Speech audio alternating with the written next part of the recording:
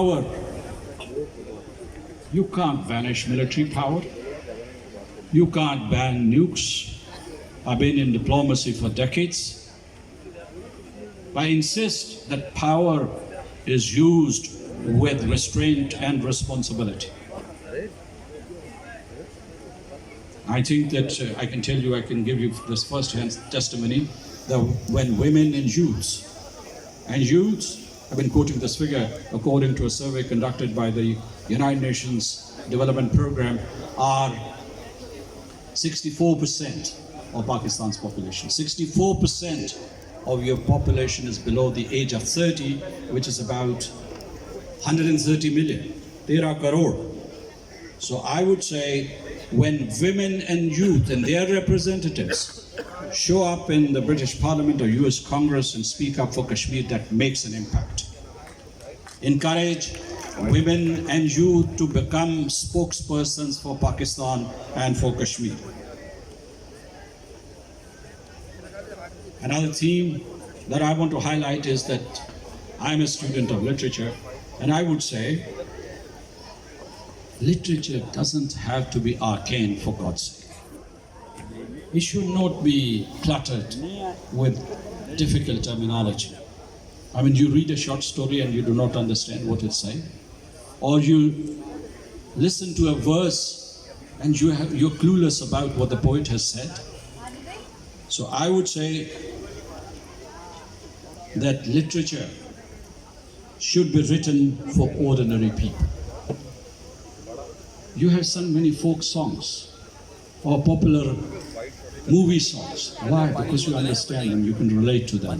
I'm not saying that all poetry should be just film songs.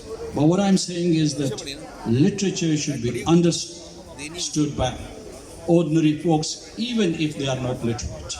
And the literature that we have from the mystics, or from great poets, or Quran itself, or Hadith, we understand them instantly. We understand them instantly, these powerful messages.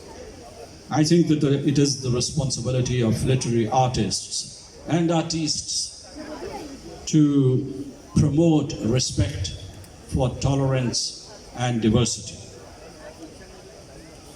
I've already appealed to you to help us defeat, oppose and defeat and neutralize this rising tide of Hindutva, because it is dangerous for us, and it is not just the responsibility of the people of Kashmir or the people of India or nations trying to cope with this phenomenon which are on the periphery of India.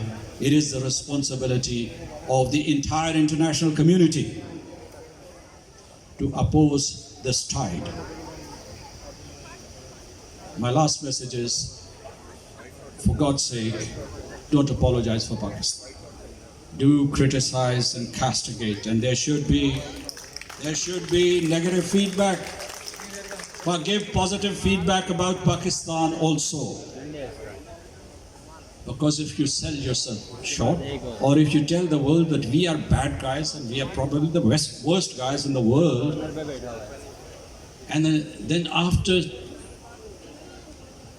demonizing yourselves, you say, I have a product and please buy it, and nobody is going to buy that product. After you have trashed and trolled yourself and tarnished your own self-image. Thank you so much, ladies and gentlemen.